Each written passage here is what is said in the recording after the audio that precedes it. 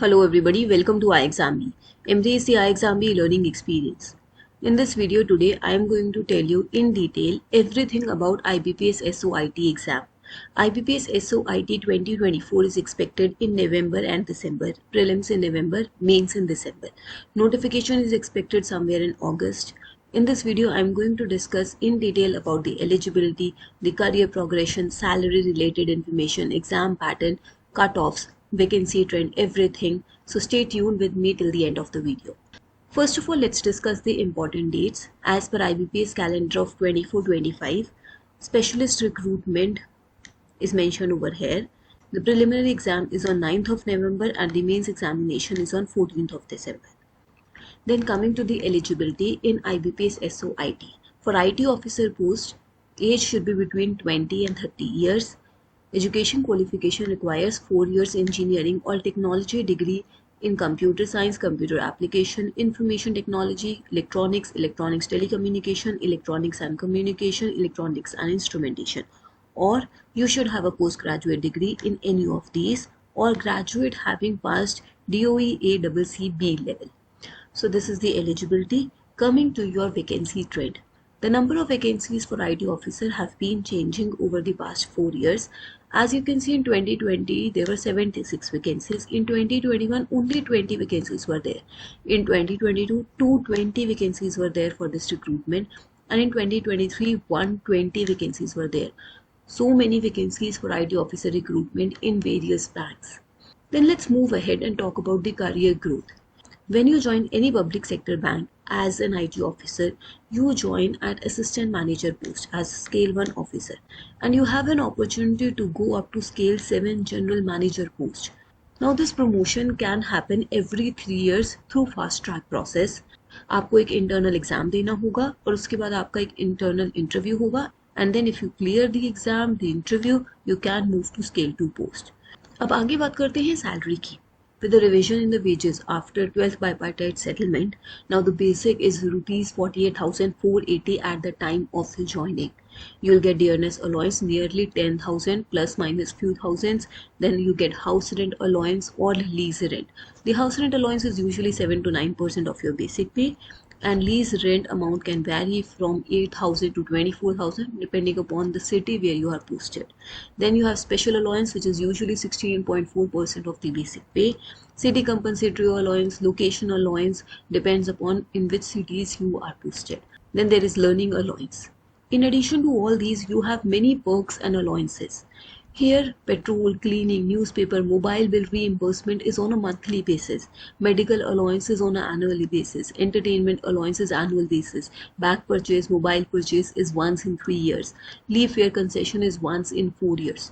So if I talk to you about your gross salary, your gross CTC inclusive of perks and allowances will somewhere be near to 1 lakh rupees per month. I will soon share a salary slip with you to give you a better picture related to your salary and the perks and allowances. Now let's talk about the scheme of exam. Here you have prelims, mains and interview. Prelims is only qualifying. Mains and interview marks are added to form the merit list. Both prelims and mains are objective type of exams. Negative marking is present in both. Prelims exam has 150 questions of 125 marks. Mains exam has 60 questions of 60 marks. The weightage of mains to interview is 80:20. Talking about each of this phase, let's start with prelims exam. In the prelims, you have 3 subjects: English, reasoning and quantitative aptitude, QRE. There are 50 questions in each of these sections. In English language, every question is of half marks, while in reasoning and quantitative aptitude, every question is of 1 mark. There is sectional timing present and there is sectional cutoff also present. The cutoff for prelims is out of 125. Let's see the cutoff then. This has been the cutoff, both sectional and the overall cutoff over the past 4 years. If you see, in 2023 in English the sectional cutoff was 6.25 and the maximum has gone to 10.25 out of 25. For reasoning, last year sectional cutoff was 6. Reasoning paper was considered a bit difficult by the students. The reasoning maximum cutoff has gone to 11.25 out of 50. For quantitative aptitude, it was 10.25, and the overall cutoff for unreserved category was 54.38 out of 125. So the cutoff was also a decent one, not too high, not too low. Then coming to mains exam, in mains you have only professional knowledge paper, your IT subject, 60 questions are there of 60 marks, duration is 45 minutes. Mains marks are used for shortlisting for interview and also for final merit listing. Then interview is of 100 marks, qualifying marks are 40 out of 100 for unreserved and 35 for other categories.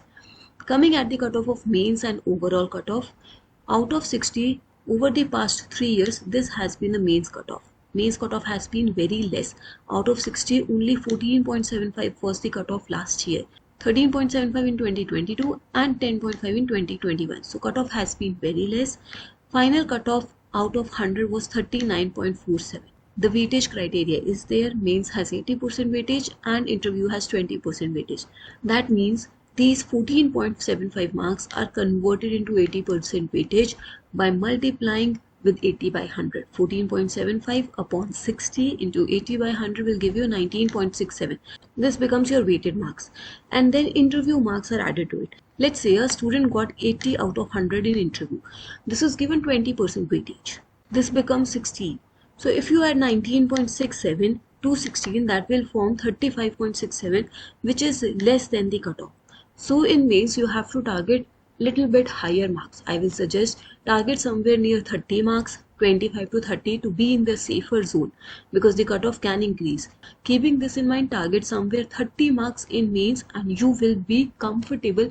You will be sure that you can clear the mains exam and also the final merit list even if your interview goes average.